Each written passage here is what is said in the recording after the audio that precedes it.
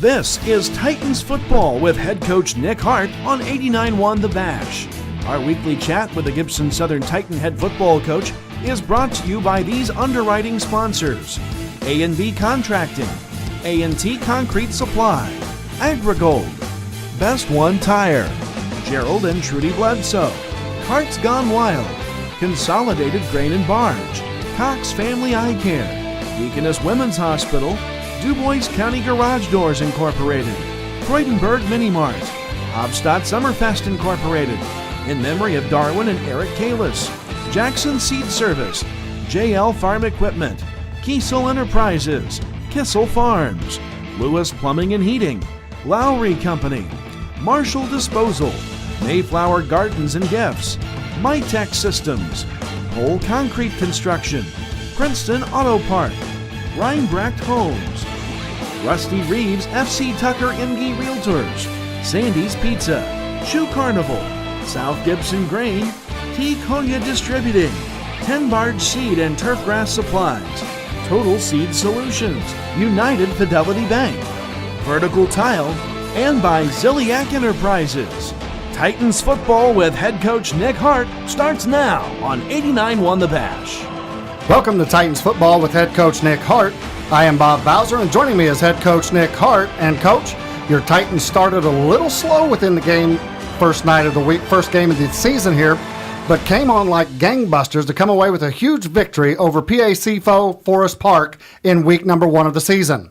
So let's take a look at the scoring plays and some of the team and individual stats from this ball game. Starting off in the first quarter, Isaac Sellers runs it in from 34 yards out. The point after kick by Chandler McKee is good, 7-0 Titans on top with 6:50 remaining on the clock. Also in the first quarter with 4:45 remaining, Isaac Sellers runs it in again from 10 yards out. The point after kick by Chandler McKee is good. Titans on top 14-0 after one quarter. In the second quarter with 9.5 minutes remaining before halftime, Dylan Stefanich runs it in from 5 yards out. McKee kick good. 21-0 Titans on top of the Rangers. Then with 6:14 remaining before half, Dylan Stefanich runs it in from 1 yard out. Chandler McKee kick is good again. 28-0 Titans on top. Then with 4:55 remaining in the second quarter, Dylan Stefanich ran it in from 7 yards out. Chandler McKee kick is good again. 35-0 Titans on top. And then with 2:43 remaining before halftime, this is kind of the dagger right here thrown at it. Caleb Carpenter returns 53 yards on a punt return for touchdown. Chandler McKee kick is good. 42-0 Titans on top of Forest Park at halftime. Then in the third quarter with 2:29 remaining in that quarter, Mitchell Spindler runs it in from 5 yards out. Chandler McKee kick is good. 49-0 Titans on top.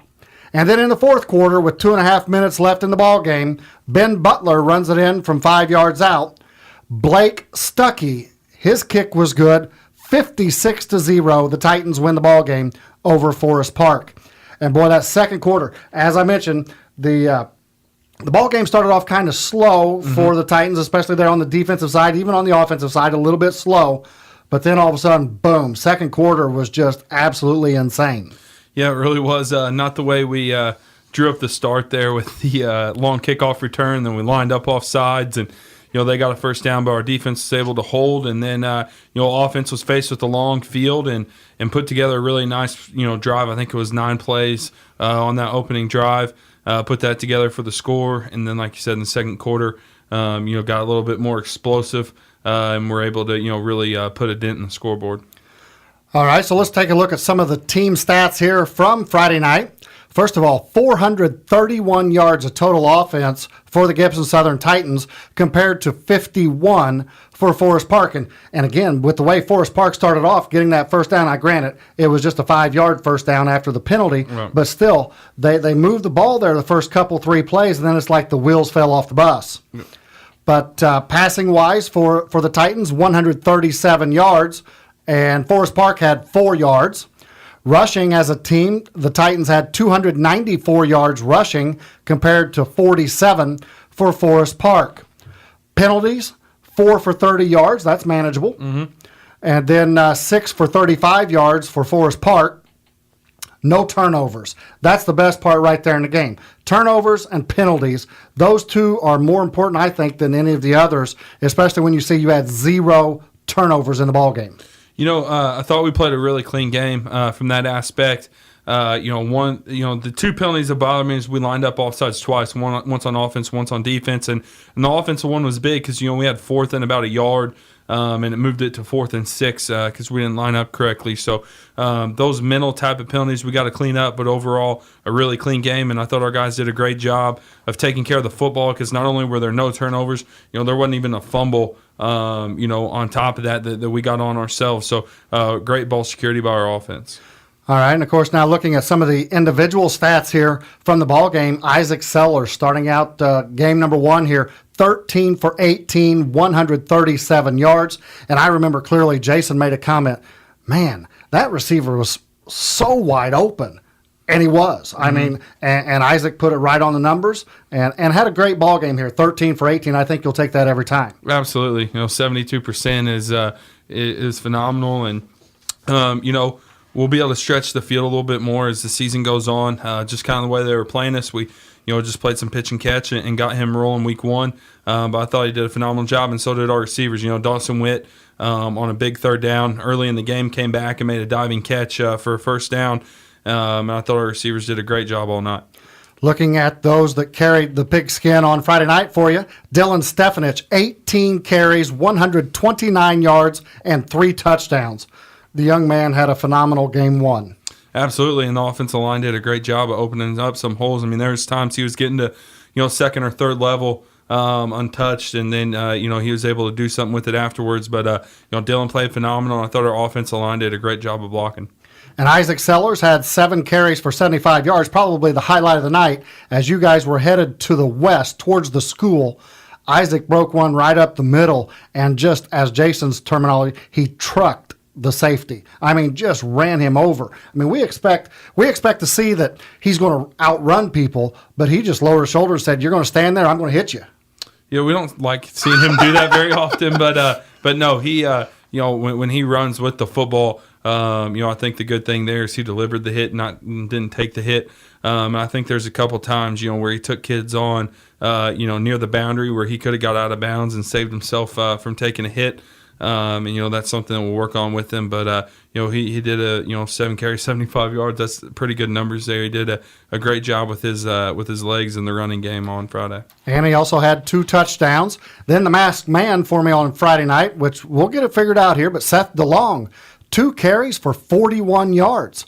Mitchell Spindler, the freshman coming in here, 5 carries for 35 yards and a touchdown. Ben Butler, 5 carries for 17 yards and a touchdown. Chandler McKee had 3 carries for 12 yards. So the running game produced numbers, which tells me one thing.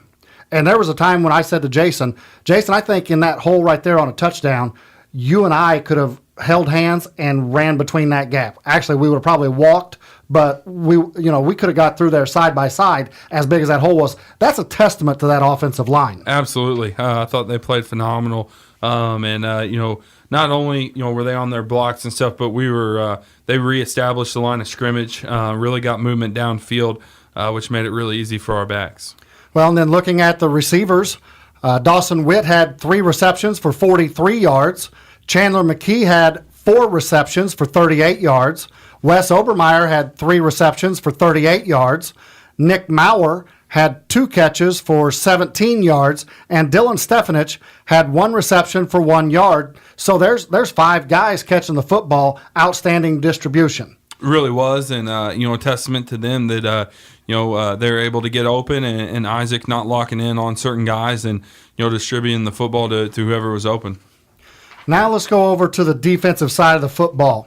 And I tell you what, this young man impressed me from day one that I got to see him this fall at the Maroon and Gold game, through the Mount Vernon game, and now even in game 1 here against Forest Park. Devin Montgomery, 6 solo tackles, 3 assists, 3 tackles for loss. That's a heck of a night. It is. He caused havoc all night, and he's still learning. There's some things he can do better because he just moved this year from linebacker down the D line. But you're right, he was fantastic. He's right now he's so active that he's able to overcome some of the stuff that he hasn't picked up D-line wise yet, and his motor supersedes some of his rawness there. So as he continues to develop throughout the year, I think he's just going to continue to get better and better and better because you add that to his motor, and it's just going to make him that much better. Well, you mentioned his motor, and I think that's the one key that I really like seeing with Devin Montgomery is the fact that he's like the Energizer Bunny. He just keeps going and going and going. Yeah. But Caleb Stiesel on the defensive side of the ball had 5 solos and 3 assists. Trace Matzel had 4 solo and 6 assists. And Luke Miller had 3 solo and 2 assists. And 1 pass broken up. Mm-hmm. So, there's just the top 4 or 5 guys right there that on the defensive side. There's a whole list of them here that have tackles, but we do have some time constraints on the show. And you know what? These guys, they'll get themselves up in there. But, boy, your defense played well. Your offense played well. There's kind of a look at our stats. So, Coach, we're going to take a short break, and when we come back, I'm going to put you on the hot seat to get your overall thoughts from Game 1 concerning the offense, defense, and special teams. But right now, we need to thank some of the underwriters of Titans football with head coach Nick Hart on 89.1 The Bash. You're listening to Titans football with head coach Nick Hart on 89.1 The Bash. Tonight's show is brought to you by the following underwriting sponsors: A&B Contracting, Best One Tire, Gerald and Trudy Bledsoe, Cox Family Eye Care, Freudenberg Mini Mart, Jackson Seed Service, Kissel Farms, Marshall Disposal, Pole Concrete Construction, Sandy's Pizza, T. Konya Distributing, United Fidelity Bank, and by Vertical Tile. The Diesel Equipment Technology program at Wabash Valley College will train students to become successful diesel equipment technicians. Students will spend equal time in the lab and classroom while learning theory and operation of diesel equipment. Students will also complete an internship during their 2-year degree program. For more information about the Diesel Equipment Technology program, call WVC today at 618-262-8641 or visit www.iecc.edu/WVC. Thank you for staying with us here on 89.1 The Bash for Titans football with head coach Nick Hart. All right, Coach, let's start with your thoughts. First of all, with the offense from Week 1 against Forest Park. Offensively, I was really pleased. I thought we played really, really well. I really liked, especially after the first drive, the tempo that we ran the no huddle with. And there's a lot of things we got to clean up, especially on the O-line, just little bitty detail things and assignment things. Very, very little. That's us being picky, but you're always going to find stuff to try and get better. So, for a Week 1 game with as many guys, new faces we have, I was really, really pleased with the way the offense played. All right, so now let's slide on over to the defensive side where really they were the first ones on the field, an opportunity to set the tempo. The tempo was kind of slow. We've mentioned that a few times here, and I know we did in the broadcast as well. But, boy, that defensive line especially, I don't know what adjustments that you necessarily made, but whatever they were, got to give kudos not only to your players but to your coaching staff for making those adjustments. Yeah, we made a couple small ones, but I think the main thing was, we had 11 guys on defense making their first defensive start, and just after the first few plays, nerves calmed down a little bit, and they were able to turn it loose and play football. But you said it, our defensive line was fantastic. When your top 2 tacklers or your defensive tackle and a nose guard, that's good news for your defense. And I thought both of those guys were really active all night. But I think the one thing, and we can obviously continue to get better, but the one thing that really stands out to me about our defense right now is the way we fly to the football. And it's good pursuit. We're not over pursuing and leaving us open for reverses and cutbacks and everything, but it's just good pursuit. Stiesel's a nose guard, and they threw an inside hitch to a slot receiver, and he ended up kind of cleaning it up. We had a couple guys there, and he ended up cleaning it up. Just that type of pursuit and effort out of our defense. We can always tackle better, we can do those things better, but when you're getting that many hats to the football, you're giving yourself a chance to be really successful. Well, I think the one of the biggest keys, too, with your defense that Forest Park coaches were able to see, and then anyone that gets this film will be able to see from now on. While Forest Park started out going between the tackles and trying to go straight ahead, and they had the success there on those first 3 or 4 plays, but then all of a sudden that closed up, so they're like, okay, well, let's go outside on them. because they're really clamping down on us between the tackles. The first play that they went outside lit up for a loss. That didn't go anywhere. The speed factor. I mean, and it's the speed factor not only from your linebackers and your DBs, but from your linemen being able to get out there as well. Yeah, and that just goes back to their effort and flying around. And it's kind of our philosophy on defense is we get lined up and we don't do a lot of a ton of exotic stuff on defense or anything like that. We want to line up and the less they're thinking about, the faster they can play. And our kids have really taken that to heart, and I thought they did a fantastic job of flying around and getting to the football on Friday. All right, so let's go over to the special team side and probably the gold medal since, here recently the Olympics just finished up. I know that hasn't been a part of your life any with football going on, but Chandler McKee, the young man does have a great leg, as you told us last week in the coaches show, and I had seen that in the maroon and gold game. Boy, perfect. Perfect. On every one of them, they were perfect. So you can't ask for any more than that. No, he was phenomenal. We had good snaps, good holds. I thought that part of our game was good. Had a punt return for a touchdown, which was always a big thing. And we spend a lot of time and take a lot of pride on our special teams. And I think one thing that gets a little underrated with the way we platoon and don't play guys both ways is we play a lot of starters on our special teams, and where a lot of teams see that as an opportunity to get a guy off the field and give him a break. With us not playing guys both ways, that's an opportunity for them.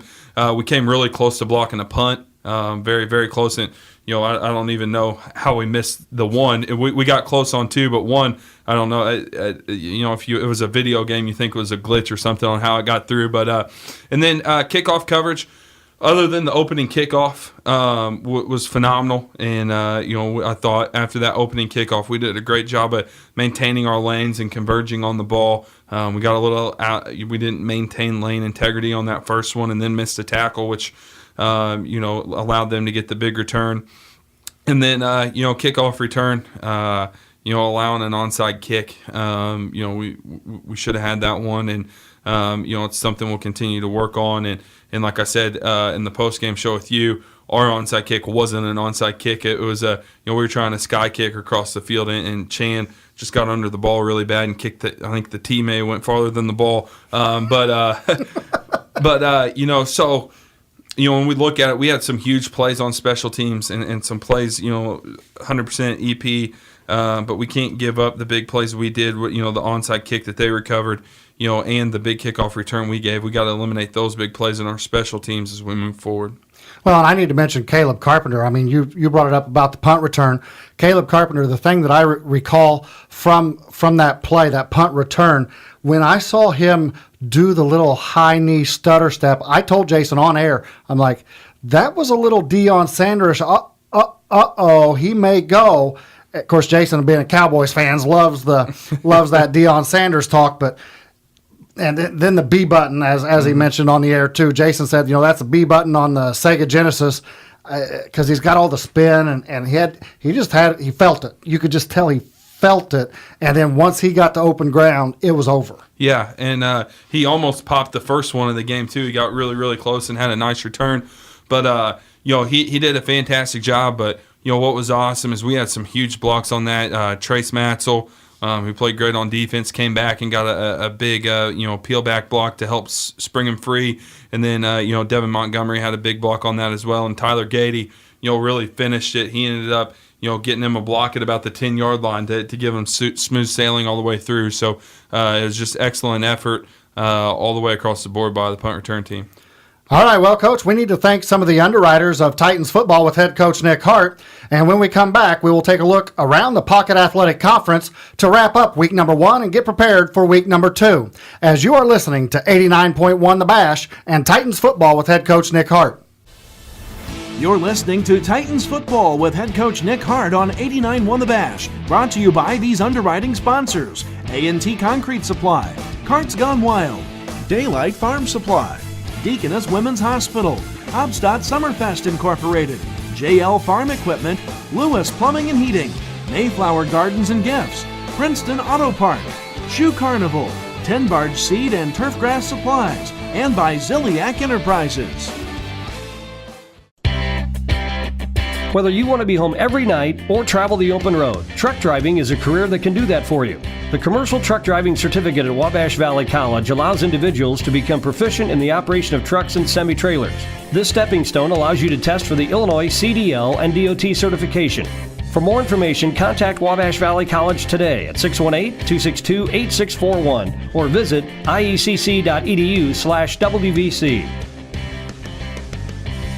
Welcome back to Titans football with head coach Nick Hart on 89.1 The Bash. All right, Coach, let's get down to business and talk the Pocket Athletic Conference. First of all, looking at the scores from this past Friday night, of course, your Gibson Southern Titans defeated Forest Park 56-0. Heritage Hills defeated Big 8 Conference member Mount Vernon, the team that you saw in the scrimmage game, 15-6. Sounds like that was a barn burner right there. It really was. Just kind of reading some stuff up on it, sounded like Mount Vernon was driving maybe with a chance to win, and that's when Heritage Hills got a pick six to take it from 8-6 to 15-6. So it sounded like a good game and a good win for the conference. I know you're going to read through the rest of them, but really proud our conference went undefeated in non-conference games. There was 2 conference games, so obviously two teams had to lose, but to go undefeated in the non-conference in week 1 is awesome for the conference.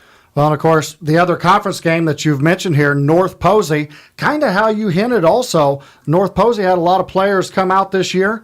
You mentioned that on the show last week.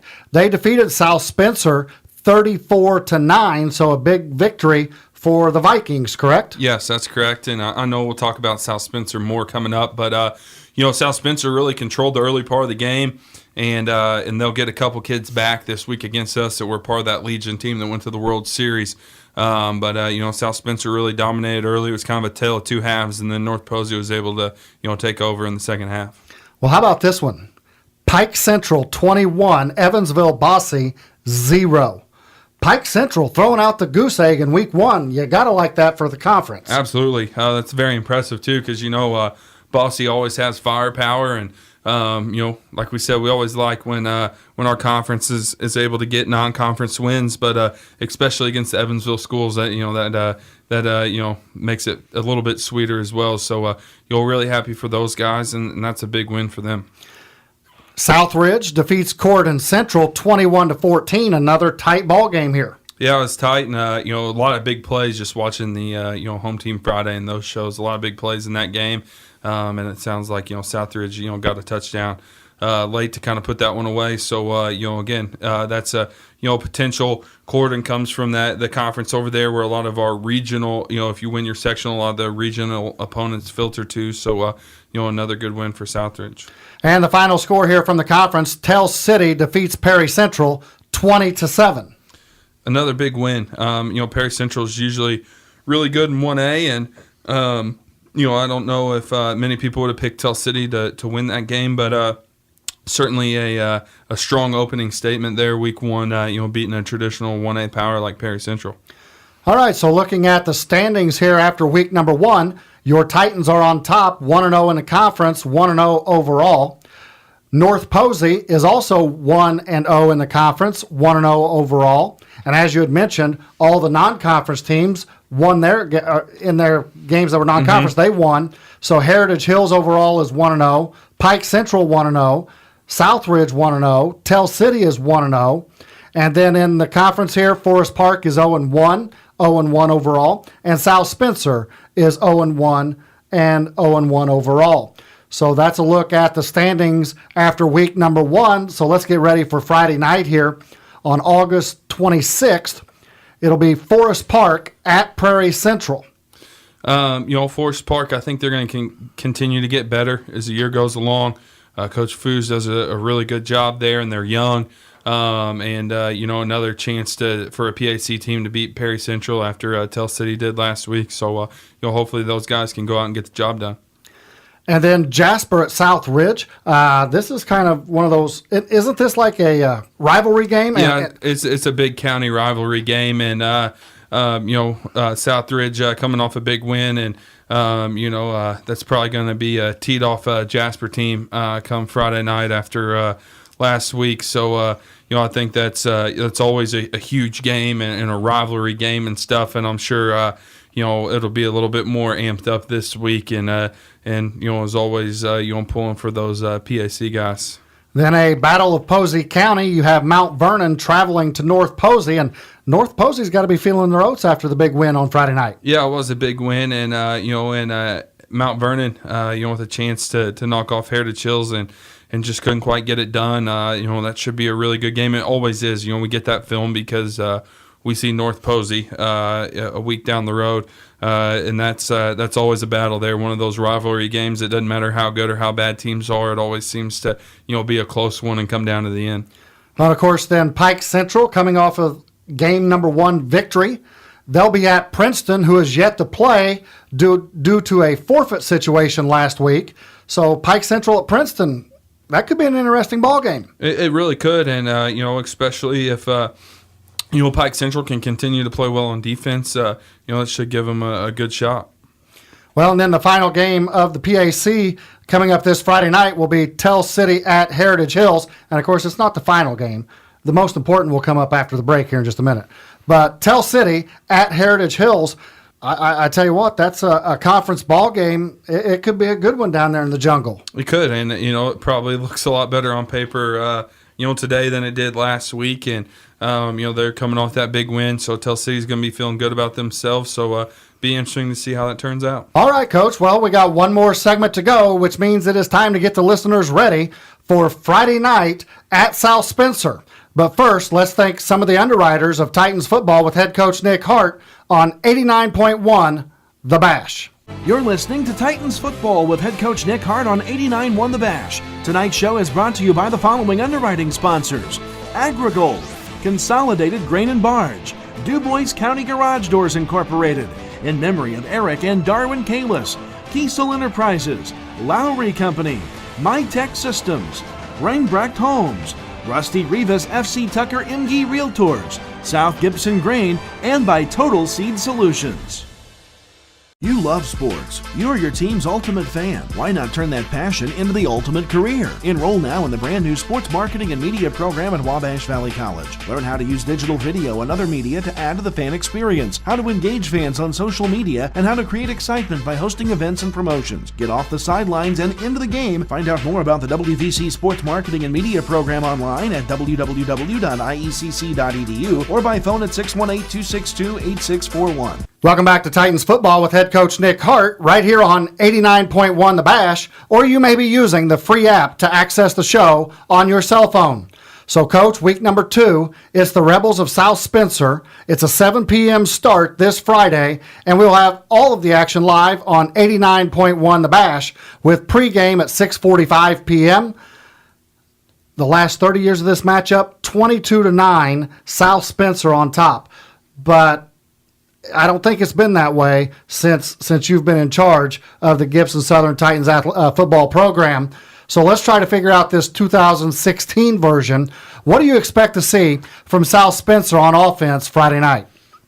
Man, I'll tell you what, they are a very, very scary offensive team. That might sound a little crazy, because you look at the box score and they're coming off a 9-point game, but they have a lot of weapons. They're very big up front on the offensive line. I think Landon Bartlett, their running back, is one of the best running backs around. It's a kid I have a lot of respect for because last year he ran very hard against us, and he's a very tough runner, very hard-nosed, downhill, has great vision. And then they, sprinkle a lot of weapons on the outside. I think they have a lot of speed. And, like we talked about, they get, a kid named Sam Rowan back this week who didn't play against us last year, but we saw him on film scouting other teams. Very explosive player. So it's a little tricky for us because we don't know exactly how they're going to use him because he was not able to play on Friday night because of that Legion World Series. We're going to have to go back and look at some tape last year and see how they used him in certain situations because I know they're going to try and get him the football. There's a lot of weapons. They rotate quarterbacks between two kids.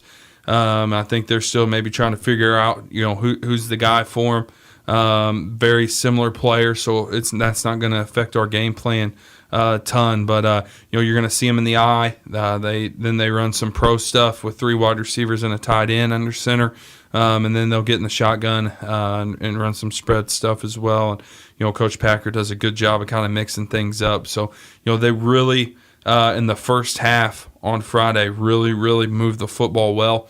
And then you could tell they got a little gassed in the second half and didn't move it quite as well. But they're a very scary football team because they're good up front and they have a lot of weapons. So that's the makings of a tough offense to stop. All right, so let's now go to the other side of the football. South Spencer defense. How do you expect them to try and slow down your offensive game plan? Well, the one thing about their defense ever since I've been here is no matter the talent level, they fly around, and they're one of the most physical teams that we play on our schedule. And that hasn't changed in the 5 years I've been here. And looking at film, that's definitely the same. But they're a 4-4 cover 3 team. Last year they played us with a 3-4, and they showed a couple snaps of that against North Posey. So we'll prepare for both this week. Not a heavy blitzing team. But again, they're very big. They got big size on the interior line and really big linebackers as well. So one of their linebackers is like 250, and they got some big boys playing on the interior part of the line. So it's going to certainly be a challenge for our offensive line, to try and create some movement and give Dylan and Isaac and those guys some space. All right, so let's go now to the special teams. What are you looking at in their punting game and kickoff return? Anything that you saw maybe in film that definitely the fans need to be aware of? Well, starting off the game, their kicker put through a 43-yard field goal to put the first points on the board on Friday night. So he's obviously got a tremendous leg, and that changes the game a little bit now. When they know they get to the 25, they got a chance for points. So kickoffs, he was kicking it to about the 10 or 15 or so, very, very high. And punt team, we'll have to do a little pregame scouting on Friday night because the Rowan kid who's coming back is listed as their starting punter. So, we didn't get to see him punt on Friday night. They had another kid doing it. So we'll have to do a little pregame scouting on that. But, we're going to have excellent coverage in all parts of our kicking game because, like I said, they've got some dangerous athletes back that if you don't maintain your lanes and break down and make plays in the kicking game, they're going to score touchdowns on you, and they've always had that part of their game. I think I don't know if this is a stat anybody keeps, but they just seeing them in scout films and stuff, they got to lead the conference every year in kickoff returns for a touchdown. So, it's going to be a big point of emphasis in practice for us this week to make sure we maintain our lanes in the kicking game.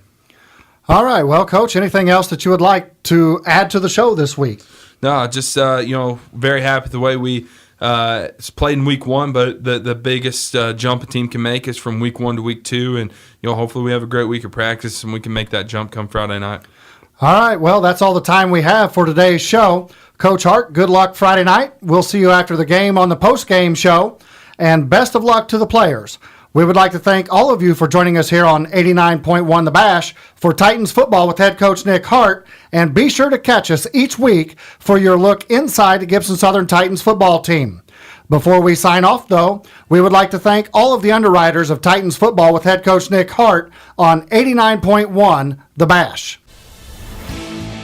This has been Titans football with head coach Nick Hart on 89.1 The Bash.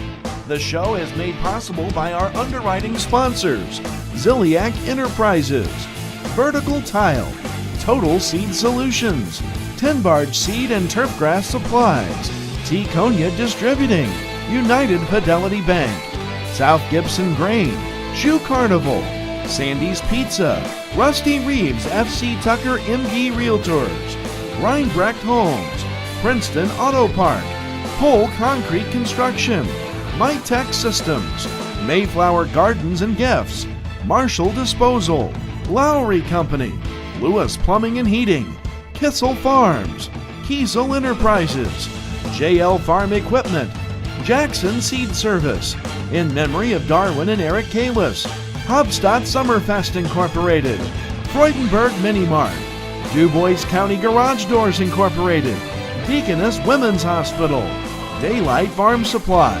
Cox Family Eye Care, Consolidated Grain and Barge, Carts Gone Wild, Gerald and Trudy Bledsoe, Best One Tire, AgriGold, A&T Concrete Supply, A&B Contracting, and by Wabash Valley College. Join us next week for Titans football with head coach Nick Hart right here on 89.1 The Bash.